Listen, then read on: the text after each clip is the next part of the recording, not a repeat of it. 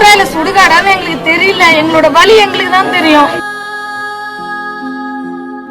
இந்த ஊரே கருணாபுரமே சுடுகாடா மாறி போச்சு.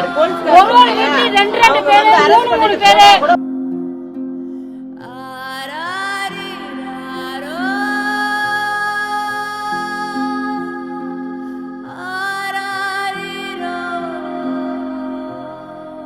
கள்ளக்குறிச்சியில் விஷசாராய மருந்தி உயிரிழந்தவர்களுக்கு இறுதி சடங்கு செய்ய அரசு அதிகாரிகள் நியமனம்.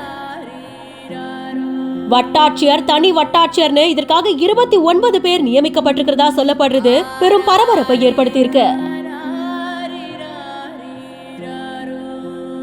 கள்ளக்குறிச்சியில பலி எண்ணிக்கை அதிகமாகிக்கிட்டே இருக்கிற நிலைமையில உயிரிழந்த 29 பேரோட உடல் பரிசோதனை செய்யப்பட்டு அவங்களோட உறவினர்கள் கிட்ட ஒப்படைக்கப்பட்டிருக்கு. உயிரிழந்த ஒவ்வொரு உடல்களுக்கும் வட்டாட்சியர், தனி வட்டாட்சியர்கள் உள்ளிட்ட 29 பேரை நியமிச்சு மாவட்ட ஆட்சியர் உத்தரவிட்டிருக்காங்க.